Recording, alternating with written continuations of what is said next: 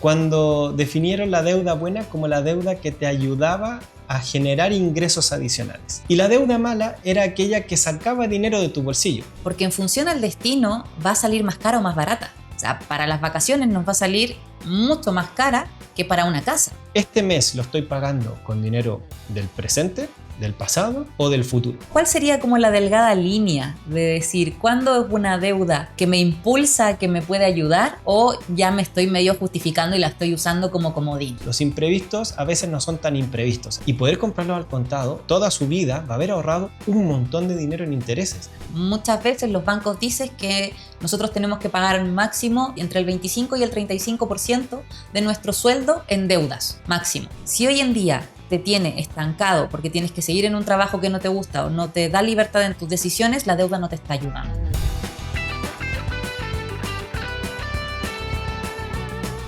¿Qué tal? Te damos la bienvenida a un nuevo episodio de La Práctica Hace al Dinero. Y hoy día vamos a estar hablando y reflexionando sobre los tipos de deudas, porque hay veces que se conoce una deuda como buena y otra se conoce como mala. Si nunca has escuchado estos conceptos, genial, porque hoy día te los vamos a presentar y vamos a ver cuándo se puede utilizar cada cual hay que evitar, bueno, y ahí lo vamos a ir discutiendo en el capítulo de hoy.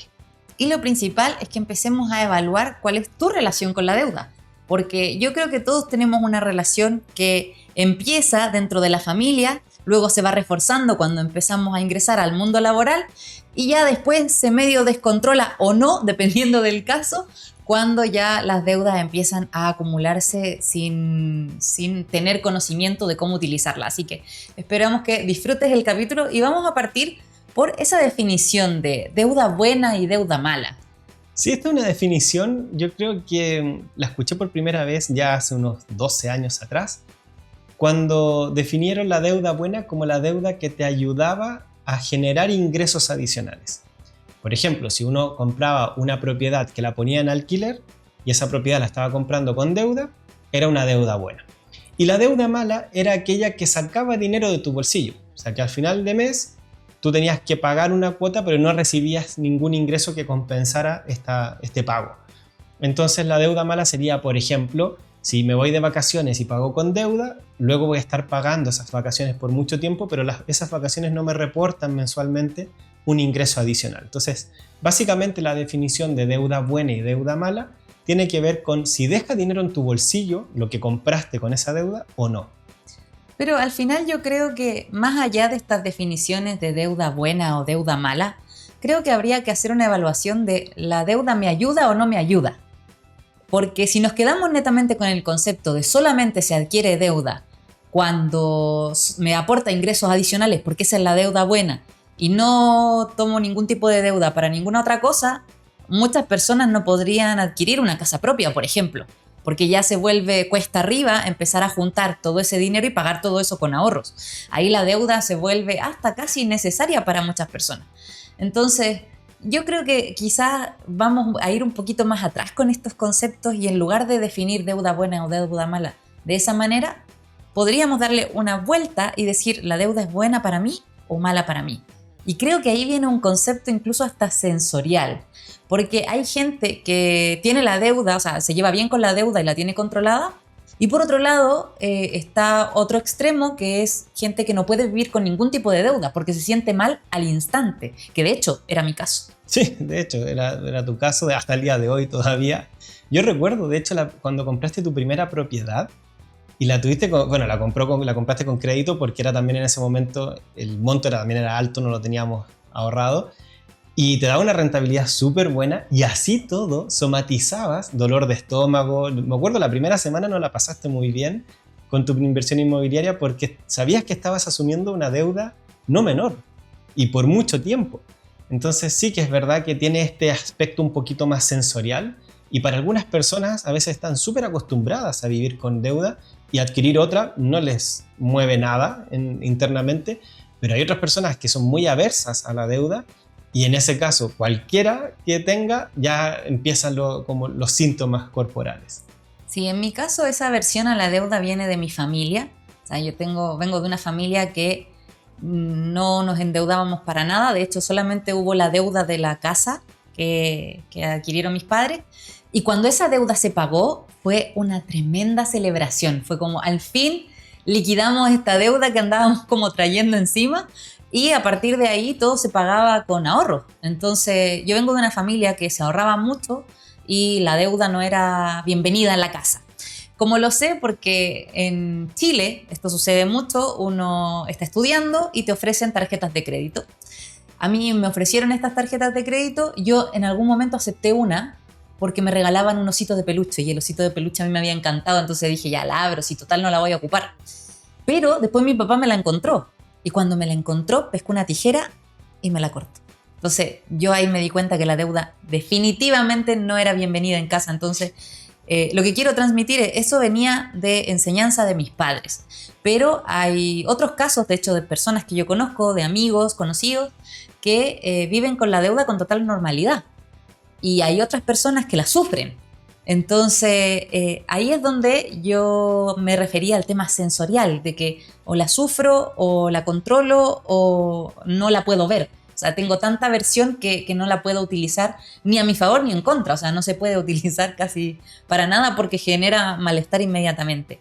Y en ese sentido, si ya nos vamos a términos como más prácticos o más pragmáticos, no tan de corazonadas o de sensaciones, incluso de sensaciones heredadas, ¿cómo podría definirse el buen uso de la deuda? Bueno, eso también depende de algo que dijiste al inicio, porque hay deuda buena o deuda mala y eso depende mucho de si es buena o mala para uno. Y en este caso, ahí también tiene que ver con los objetivos que uno tenga, si es que esta deuda te está impulsando o no. Por ejemplo, pusiste el caso de la propiedad. Si para mí es muy importante tener una casa propia, tener deuda puede ser uno de mis mejores aliados, porque si no voy a pasar muchos años juntando el dinero para poder comprar mi propia propiedad. Pero si para mí no es tan importante, quizás comprar una casa con crédito no sea la mejor manera de abordar esa compra. Y lo mismo pasa, y aquí yo voy a poner sobre la mesa un caso yo creo bien particular, que tiene que ver con la deuda para estudiar. Porque eso también hay veces que uno dice, bueno, y si a mí me va a ayudar el hecho de tener una carrera porque voy a poder desarrollarme profesionalmente, probablemente voy a ganar más dinero, incluso una vez terminada la carrera me puedo endeudar en un magíster, en un doctorado o alguna otra formación adicional que me potencie laboralmente. Pero ahí es donde nosotros tenemos que evaluar para el caso particular de cada uno, ya no solo como dijiste de la parte sensorial, sino también ya un poco más pragmático, de esto me va a ayudar realmente a cumplir mis objetivos y cuánto me está costando, en este caso la deuda, en compensación a cuánto voy a estar ganando para ayudar a mis objetivos. Porque hay veces en que un crédito para estudiar, por ejemplo un magíster, un doctorado, puede ser muy grande y la compensación económica que voy a tener luego de terminarlo quizás no lo justifica o quizás se termina por justificar luego de 10, 15 o 20 años de haber terminado este posgrado. Entonces ahí yo creo que en la parte más pragmática tiene mucho que ver el objetivo que uno quiere cumplir y en función a ese objetivo, si es que la deuda me está aportando realmente o no. Y yo creo que también tiene que algo que evaluar al respecto es el objeto de la deuda, o sea, el destino, porque en función al destino va a salir más cara o más barata. Ya tú mencionaste varios ejemplos, mencionaste una propiedad, mencionaste estudios, también en algún momento dijiste vacaciones, y en función a todos esos tópicos para endeudarse, la deuda nos sale más cara o más barata. O sea, para las vacaciones nos va a salir mucho más cara que para una casa. O sea, y lo podemos comparar con las tasas de los créditos. Si yo pido un crédito hipotecario, las tasas son mucho más atractivas que las de un crédito de consumo. Y esto es precisamente porque los bancos también tienen esto en cuenta. Porque finalmente, en comparación con unas vacaciones y una casa, si el banco luego tiene que resguardarse porque no se paga el crédito, porque hubo, no sé, alguna dificultad que no permitió seguirlo pagando, el banco con las vacaciones se queda con las manos vacías, porque en realidad de eso solo quedaron las fotografías y los buenos recuerdos. Pero por otro lado, con un crédito hipotecario sí tiene posibilidad de luego adueñarse de la casa porque en el fondo está dentro del contrato y luego venderla y quedarse con algo. Entonces, en función al riesgo que el banco corre, pone ciertas tasas o determina cierto costo para el crédito. Y en este ámbito también es bueno evaluar en base a eso cuándo me conviene endeudarme, cuál va a ser el costo que yo voy a adquirir por esta deuda y si estoy dispuesto a pagarlo, si va a valer para mí la pena, en base a lo mismo que tú estabas comentando, de esto me aporta o no me aporta. Al final, no estamos diciendo que, oye, es súper bueno endeudarse para la casa y súper malo para las vacaciones. No necesariamente, porque poniéndonos en el caso, y aquí va a depender de cada caso particular, imaginemos que hay unas vacaciones que son las vacaciones de tu vida, que se pusieron de acuerdo en toda la familia y se van a dar todos juntos el viaje y no todas las personas van a llegar con las posibilidades económicas para poder costear ese viaje con ahorros probablemente. Entonces, ahí viene en el fondo la encrucijada de decir, ¿voy al viaje igual y me endeudo y no me pierdo esta oportunidad única? O digo que no puedo y me quedo fuera. Entonces, si nosotros lo vemos desde ese punto de vista, ese viaje es importante, no es cualquier viaje. Entonces, no basta con decir, mira, para vacaciones no y para la casa sí, sino que hay que evaluar caso a caso. Ahora, diferente es, oye, me quiero ir de vacaciones porque ya no puedo más y va a ser un impulso y me gasto todo lo que tengo y en el fondo me encalillo porque voy a tener que estar pagando esas vacaciones por los 3 años más en un trabajo que ni siquiera me gusta. Entonces, ahí estamos hablando de dos cosas distintas para el mismo destino del crédito. Entonces, es súper importante tener esto en cuenta, cómo yo me voy a relacionar con la deuda en base para qué la voy a ocupar también y cuánto me va a costar. Sí, y el caso que tú acabas de mencionar de la oportunidad, si es que se puede volver a repetir o no. En este caso, el ejemplo que pusiste de unas vacaciones familiares, donde todos se reunían y que si yo no tengo el dinero y para mí es importante, claro, acceder a la deuda en ese caso no sería algo malo, porque al final es una vivencia de vida muy potente. Pero ahí también hay que tener esa sutileza de poder determinar, porque uno siempre puede terminar justificando casi cualquier gasto de que es importante o que es relevante o que mira, es que es justo la oportunidad. Y ahí por eso tenemos que más o menos tener más claridad de nosotros mismos, cuáles son nuestras prioridades, cuáles son nuestros objetivos y al final esta deuda nos va realmente a aportar o no. Entonces es importante, por eso a mí tampoco me gusta estigmatizar la deuda necesariamente como buena o mala, y que todo se base en función a una regla simple de queda dinero en tu bolsillo o no queda dinero en tu bolsillo, sino que tiene mucho componente emocional y subjetivo. Y también tiene un aspecto que tú también mencionaste en este ejemplo y era cuánto tiempo más voy a pagar esta deuda y si ese tiempo lo voy a estar trabajando o voy a tener que estar trabajando, en algo que no me gusta. Porque aquí hay un concepto que de hecho esto nosotros lo tocamos dentro de nuestro programa de finanzas personales, que tiene que ver con la temporalidad del dinero. Tiene que ver con qué dinero estoy usando hoy en día para vivir. Este mes lo estoy pagando con dinero del presente, del pasado o del futuro. Y yo creo que eso también hace bastante, o sea, es revelador para uno darse cuenta de qué tipo de dinero estamos usando. Y me gustaría que de hecho tú, si lo puedes explicar un poquito más, porque normalmente esta explicación se te da genial, ¿cuáles son los tipos de dinero del presente, pasado y futuro? Bueno, el dinero del presente es el más sencillo de entender porque yo gano dinero y me lo gasto. Y ahí ya está, o sea, el mismo mes entra y sale. Ese es dinero del presente. Trabajé este mes, me lo gasté este mes. Luego, el dinero del futuro es dinero que yo traigo del futuro, que todavía no he generado, lo generaré más adelante, me lo traigo y me lo gasto. Eso es la deuda. Yo estoy gastándome dinero que todavía no he ganado. Por otro lado, el dinero del pasado es dinero que yo reservé, que está guardado, es decir, los ahorros, y que me lo gasto hoy día. O sea, lo generé antes y me lo gasto hoy. Y al final, estos 3 tipos de dinero tienen 3 grados diferentes de libertad.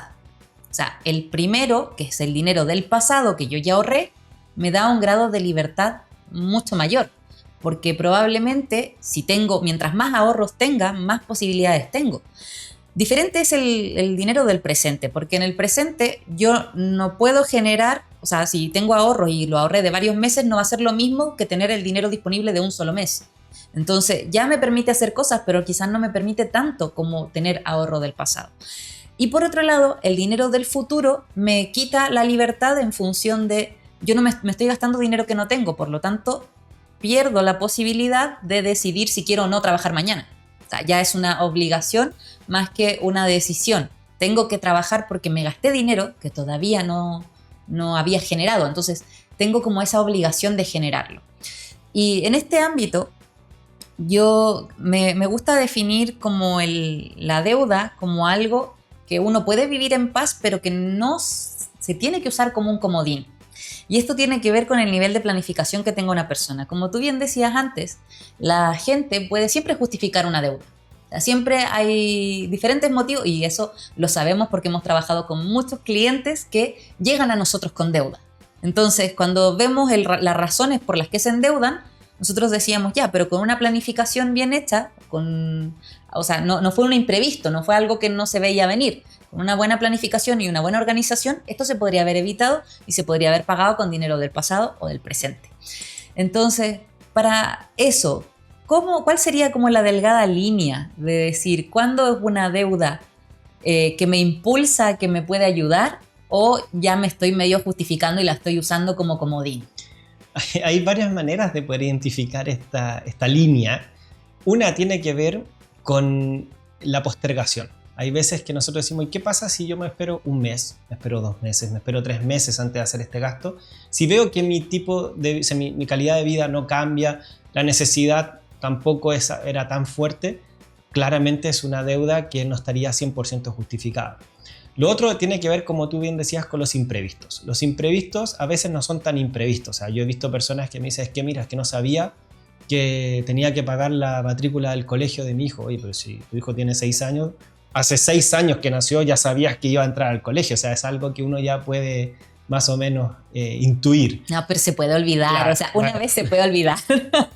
Entonces, ahí es donde nosotros tenemos que ver si realmente son imprevistos, que a veces son imprevistos que, como decía, se pueden incluso postergar y otras veces no. O sea, si se te estropea, no sé, la nevera, alguna cosa de un electrodoméstico en la casa, no tienes dinero y lo necesitas para vivir, obviamente que vas a tener que recurrir a la deuda y ahí es justificable.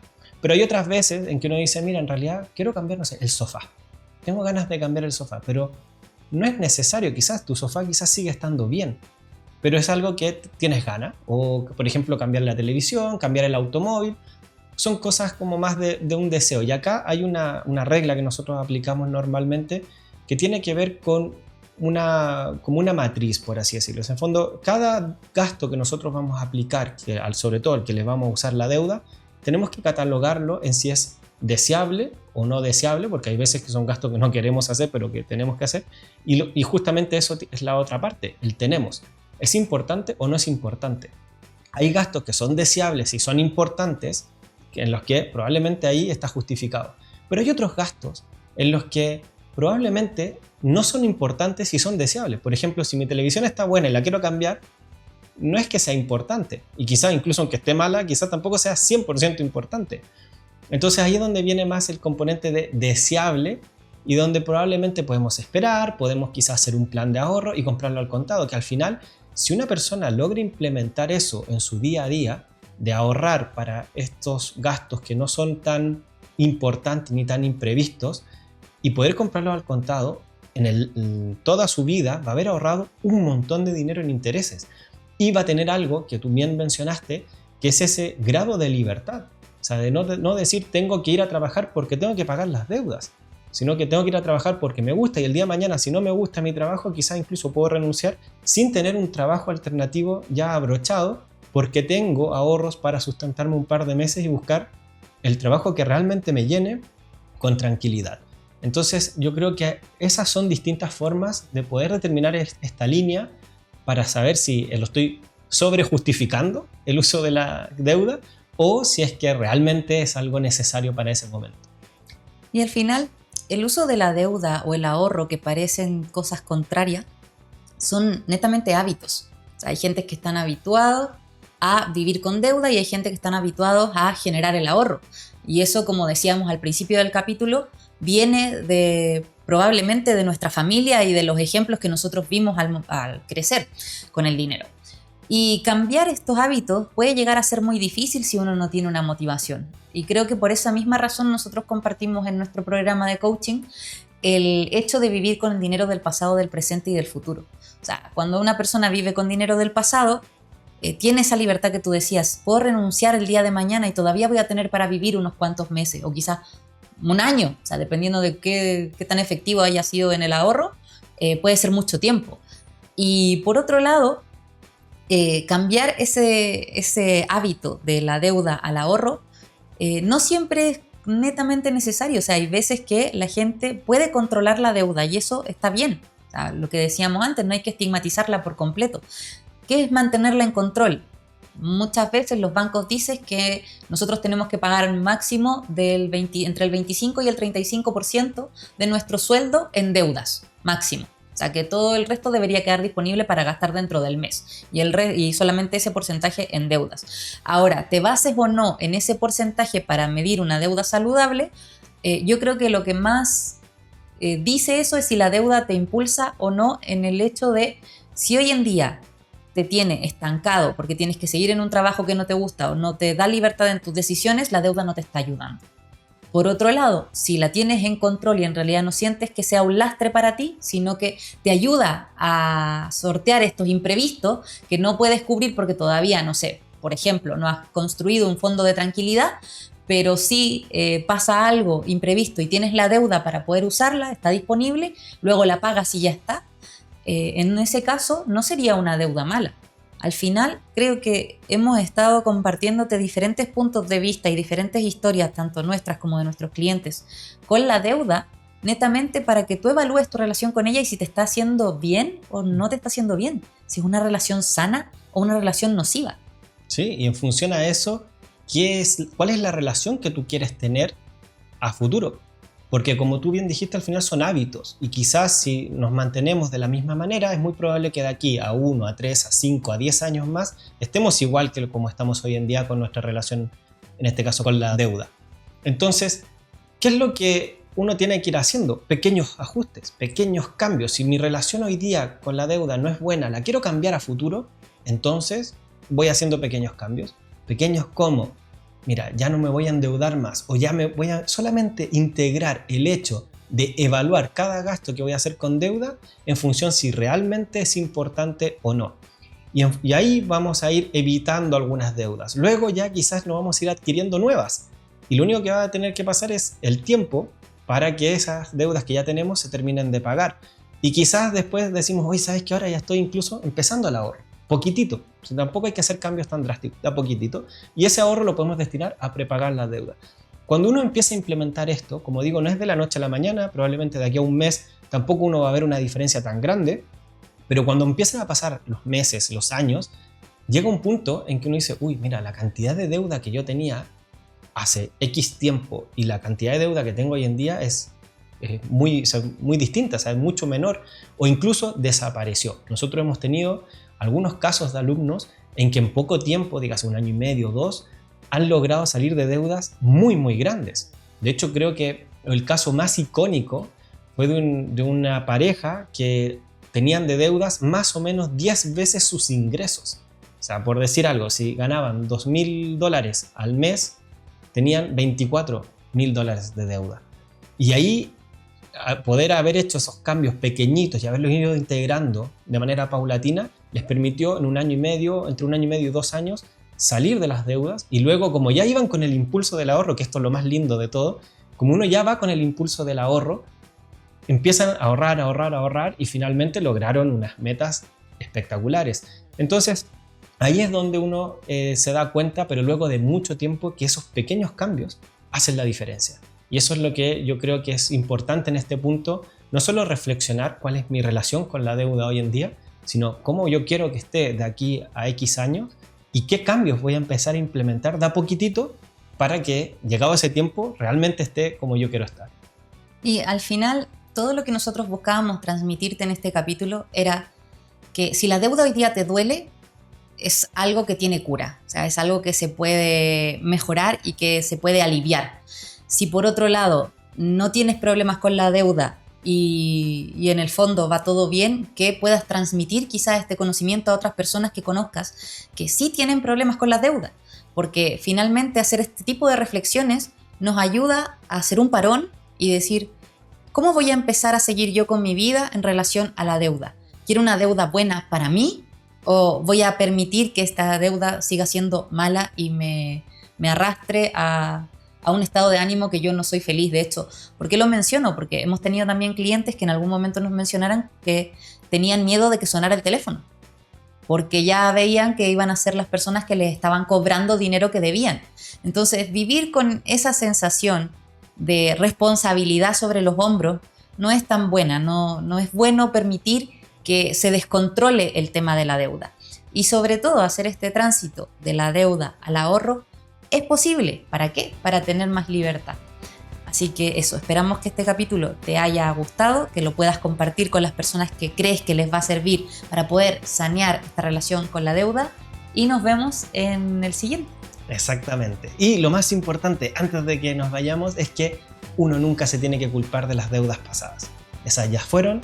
Ahora tenemos un nuevo conocimiento, una nueva actitud, y de ahora en adelante podemos tomar decisiones. Así que eso, esperamos que hayas disfrutado de este capítulo. Nos vemos en el siguiente de La práctica hace al dinero.